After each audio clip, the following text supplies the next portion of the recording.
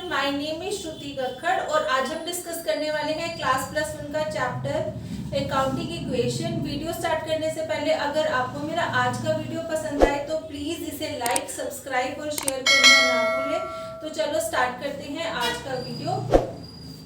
अब accounting equation क्या होता है? अकाउंटिंग इक्वेशन जो है is a fundamental accounting equation is also called the balance sheet equation. जो फंडामेंटल हमारी अकाउंटिंग इक्वेशन है उसको हम बैलेंस शीट इक्वेशन भी बोलते हैं। ये जो है हमें रिलेशनशिप बताती है असेट्स, लायबिलिटी और ऑनर इक्विटी के बीच में। और हम अकाउंटिंग इक्वेशन को ऐसे भी बोल सकते हैं कि accounting equation is a proposition in which the assets is equal to the liability and capital. Accounting equation में जो असेट्स होती है वो सम टोटल होती है किसके? लायबिलिटी प्लस कैपिटल के। अब अकाउंटिंग इक्वेशन को कैलकुलेट करने का क्या फॉर्मूला होता है?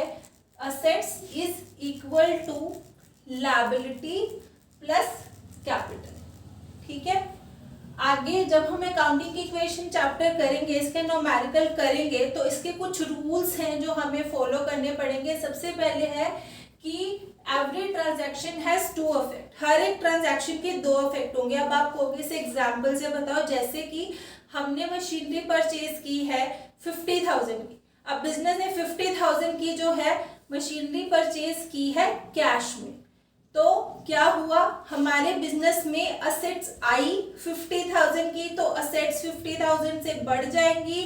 ठीक है, और हमारे बिजनेस से जो है 50,000 जो है रुपीज निकल गए, मतलब कैश कम हो गया। मतलब हर एक जो है ट्रांजैक्शन के दो इफेक्ट होते हैं।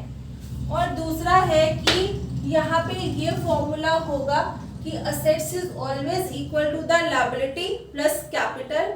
आपका क्वेश्चन तभी सही होगा जब असेट्स हमेशा लायबिलिटी और कैपिटल के इक्वल होगी। और तीसरा रूल ये है कि income will be added to capital and expense will deducted from capital.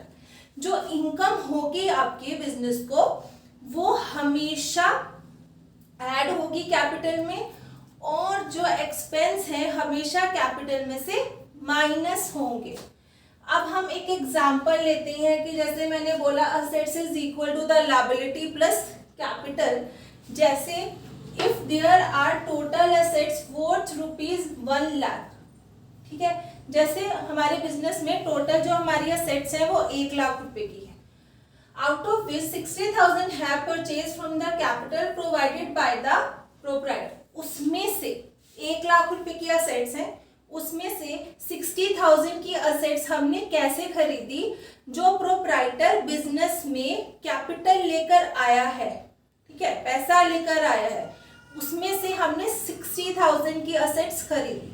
अब आप हो गए 60,000 की खरीद लिया, 40,000 कहाँ से आए? अब 40,000 जो है assets have been purchased by the fund provided by external party। 40,000 की जो assets हैं हमने खरीदी, जो हमने बाहर से फंड इकट्ठा किया आउटसाइडर पार्टी से लोन के रूप में, मतलब लायबिलिटी के रूप में। अब देखो क्या हुआ फिर? असेट्स जैसे हैं हमारी 1 लाख की, ठीक है, 60,000 के जो असेट्स है हमने उस पैसे से खरीदी है जो प्रोप्राइटर लेके आया है बिजनेस में, और 40,000 की असेट्स हमने वहां से खरीदी है जहां जैसे हमने आउटसाइडर से लोन लिया। अब टोटल कितना हो गया? 1 लाख इक्वल्स टू 1 लाख। अभी हमने अकाउंटिंग इक्वेशन का मीनिंग किया है, इसका फॉर्मूला किया है, इसके रूल्स किए हैं, इसका एग्जाम्पल किया है। अब हम इसका फॉर्मेट देखेंगे और आगे इसका एक प्रैक्टिकल क्वेश्चन करेंगे ताकि हमें और ज़्यादा अच्छे से क्लियर हो चैप्टर। तो इसका फॉर्मेट कैसे बनाना है? सबसे पहले लिखना है अपने सीरियल नंबर, उसके बाद ट्रांजैक्शन, उसके बाद assets is equal to liability plus capital, जैसे मैंने इसका फॉर्मूला बताया था। तो अब हम इसके प्रैक्टिकल क्वेश्चन कर लेते हैं। अब हम कहते हैं कि जैसे राम है, राम ने अपना बिजनेस जो स्टार्ट किया है और ये फॉलोइंग ट्रांजैक्शन की है उसने अपने बिजनेस में। तो फर्स्ट ट्रांजैक्शन देखो, Gopal started business with capital ₹75,000। Gopal ने अपना बिजनेस स्टार्ट किया और कैपिटल लगाई 75,000। अब इसको लिखेंगे कैसे हम अपने क्वेश्चन में, ठीक है। सबसे पहले जब गोपाल ने अपने बिजनेस में कैपिटल लगाई तो बिजनेस में पैसा आया, कैश आया 75,000। तो हम यहाँ पे 75,000 से कैश बढ़ा देंगे, क्योंकि असेट्स के अंदर ही आता है हमारा कैश। तो हमारा कैश बढ़ गया 75,000 से, और हमारी कैपिटल जो अमाउंट है वो भी 75,000 जो है बढ़ गया, क्योंकि गोपाल एज ए कैपिटल 75 जो है अमाउंट लेकर आया है। तो इसके दो ट्रीटमेंट हो गए, एक तो है हमारा कैश बढ़ गया 75,000 से, दूसरा कैपिटल अमाउंट भी हमारा 75,000 से बढ़ गया। तो इक्वेशन क्या बनी हमारी, 75,000 आगे इधर है 75,000 इन कैपिटल। अब दूसरा है हमारा Gopal purchase furniture for cash ₹5,000। उसके बाद गोपाल ने ट्रांजैक्शन किया अपने बिजनेस में, 5,000 रुपए का फर्नीचर खरीदा। तो अब इसका बिजनेस पे क्या इफेक्ट पड़ेगा, जब उसने फर्नीचर खरीदा है तो हमारे बिजनेस में फर्नीचर आ गया, तो असेट्स बढ़ गई हमारी 5,000 से। ऊपर फर्नीचर का यहाँ पे अलग से लिख लेंगे क्योंकि ये असेट्स है। उसके बाद यहाँ पे 5,000 की जो है फर्नीचर बढ़ गया है, और क्योंकि उसने फर्नीचर जो खरीदा है कैश में खरीदा है, तो बिजनेस के अंदर से 5,000 रुपए जो है एज ए कैश कम हो गए। तो फिर हम यहाँ पे 5,000 रुपीज डिडक्ट कर देंगे 75 में से, और अब न्यू इक्वेशन क्या बनी हमारी, 75 - 5 = 70,000 इन कैश। उसके बाद 5,000 का फर्नीचर आ गया, और हमारी लायबिलिटी नहीं बढ़ी है बिल्कुल भी, और कैपिटल अमाउंट है 75,000। ये हमारी है न्यू इक्वेशन। अब तीसरी ट्रांजैक्शन उसने क्या की है, Gopal purchase goods for cash ₹20,000। अब गोपाल ने गुड्स परचेज किए हैं कितने के, 20,000 के कैश में। अब जो है गुड्स आ गए हमारे पास 20,000 के बिजनेस में, तो यहाँ पे गुड्स लिख देने हैं और 20,000 रुपीज यहाँ पे डाल देना है, क्योंकि उसने 20,000 के गुड्स जो है खरीदे। और क्योंकि उसने जो गुड्स खरीदे हैं वो कैश में खरीदे हैं, तो कैश में से फिर 20,000 घटा दो, ठीक है, क्योंकि कैश हमारा 20,000 से हो गया है कम। तो अब हमारी न्यू इक्वेशन क्या बनेगी, 70,000 - 20,000 50,000, ठीक है। 5,000 रुपए का था फर्नीचर, और उसके बाद जो गुड्स खरीदे हैं वो 20,000 के हो गए हैं, क्रेडिटर नहीं है अभी, और हमारी कैपिटल है 75,000 की। अब नेक्स्ट उसने क्या ट्रांजैक्शन की है, Gopal purchase goods on credit for ₹16,000। अब उसने गुड्स खरीदे हैं 16,000 के, पर कैश में नहीं, क्रेडिट में, उधार में। तो अब क्या अफेक्ट पड़ेगा इसका, सबसे पहले तो उसने गुड्स खरीदे हैं, तो गुड्स जो हैं बढ़ जाएंगे 16,000 से, इससे फर्क नहीं पड़ता, उसने क्रेडिट में खरीदे हैं, गुड्स तो आ रहे हैं हमारे बिजनेस में, तो 16,000 के हम गुड्स यहाँ पे बढ़ा देंगे, तो 20 के पहले ही थे, ठीक है।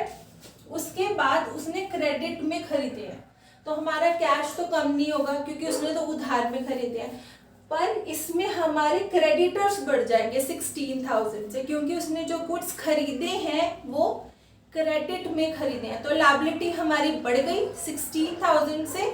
यहाँ हम ऊपर लिखेंगे क्रेडिटर और 16,000 इसके नीचे, क्योंकि हमारी जो है लायबिलिटी 16,000 से अप हो गई है, इंक्रीज। तो न्यू इक्वेशन क्या बनेगी हमारी, 50,000 का कैश, ठीक है, 5,000 का हमारा फर्नीचर, अब 20 + 16 36,000 के टोटल गुड्स, और हमारी जो लायबिलिटी है वो 16,000 से हो गई है, बढ़ गई है, और 75,000 की हमारी कैपिटल है। अब नेक्स्ट क्या है हमारा कि good costing ₹12,000 sold on credit ₹15,000। Goods जिसकी कॉस्ट 12,000 थी उसको सोल्ड किया गया 15,000 में पर क्रेडिट पर, ठीक है, क्रेडिट पर। तो जब हमने गुड्स बेचे तो हमारे गुड्स कम हो गए। अगर हमने गुड्स बेच दिए तो हमारे बिजनेस से तो गुड्स चले गए ना। तो सबसे पहले हम क्या करेंगे, गुड्स में से 12,000 जो है वो माइनस कर दिए जाएंगे क्योंकि गुड्स हमने सोल्ड कर दिए हैं। उसके बाद दूसरी बात यह है कि 12,000 वाले गुड्स हमने 15,000 में बेचे हैं, तो पर हमें पैसे नहीं मिले, ठीक है, हमने जो बेचे हैं वो क्रेडिट पे बेचे। तो जब हम क्रेडिट में बेचते हैं किसी को चीज़ अपने बिजनेस में और वो हमें अभी पैसा नहीं देता तो उसे हम क्या कहते हैं, डेटर्स, ठीक है। तो यहाँ पे हमारे जो डेटर्स हैं वो 15,000 से बढ़ जाएंगे और इस पूरी ट्रांजैक्शन में क्या फायदा हुआ, बिजनेस को कितना प्रॉफिट हुआ। 12,000 के जो गुड्स थे 15,000 में बेचे गए हैं, तो 3,000 का जो प्रॉफिट हुआ है, इनकम हुई है, तो इसे कैपिटल में हम ऐड कर देंगे क्योंकि इनकम जो है हम कैपिटल में ऐड कर देते हैं और जो हमारे एक्सपेंसेस होते हैं या लॉस से माइनस। तो 75 में से जो है हम 3 और ऐड कर देंगे तो वो 78 हो जाएंगे। अब न्यू इक्वेशन क्या बनी, 50,000 कैश, 5,000 जो है फर्नीचर, 24,000 जो है हमारे गुड्स और डेटर हमारे 15,000 से बढ़ गए हैं, क्रेडिटर हमारे 16,000 है और अब हमारे जो कैपिटल हो गई है वो 75,000 से बढ़ के 78,000 हो गई है क्योंकि 3,000 की अभी बिजनेस को हुई है इनकम, ठीक है। अब उसके बाद जो है पेड ₹1,000 फॉर रेंट। अब बिजनेस ने रेंट के तौर पे 1,000 रुपये पे किए हैं, मतलब पे किए हैं तो कैश में किए होंगे, तो 1,000 जो है हमने डिडक्ट कर देना है कैश में से और ये बिजनेस का खर्चा है, रेंट देना पड़ा, ठीक है। तो एक्सपेंस हम माइनस कर देंगे कैपिटल में से। तो अब हमारी फाइनल इक्वेशन क्या बनी, 50,000 में से 1,000 माइनस के 49,000 हो गए। 5,000 का फर्नीचर, गुड्स हमारे 24,000 के, डेटर हमारे 15 के और क्रेडिटर 16 के और कैपिटल 78 में से एक जो है 1,000 हमने माइनस किया, 77,000 कैपिटल। अब हमने देखना है जो हमने पहले इसका फॉर्मूला किया था कि assets is always equal to the liability plus capital. अब हम देखते हैं कि असेट्स इक्वल है लायबिलिटी और कैपिटल के, अगर है तो हमारा क्वेश्चन ठीक है, अगर नहीं तो क्वेश्चन है गलत। तो अब हम क्या कर देंगे, यहाँ पे एक बैलेंस शीट क्रिएट कर देंगे। इधर साइड लिखेंगे हम लायबिलिटी प्लस कैपिटल, यहाँ पे हम अमाउंट लिख देंगे, यहाँ पे हमारी असेट्स और अमाउंट। अब हमारे लायबिलिटी प्लस कैपिटल में कितना अमाउंट है, क्रेडिटर अमाउंट है हमारा 16,000, गोपाल की कैपिटल है 77, इसका टोटल किया आया 93,000। अब हम असेट साइड देखते हैं, असेट साइड में हमने कैश लिखा था तो कैश अमाउंट है हमारा एट लास्ट फाइनल इक्वेशन में 49,000। उसके बाद हमारा फर्नीचर जो है उसका अमाउंट है 5, उसके बाद हमारे गुड्स उसका फाइनल है अमाउंट हमारा 24 और डेटर 50। अगर हम इन सबको प्लस कर देते हैं तो 93,000 आता है। इसका मतलब हमने प्रूफ कर दिया कि जो असेट्स हैं वो इक्वल है लायबिलिटी प्लस कैपिटल के। हमारा क्वेश्चन ठीक है।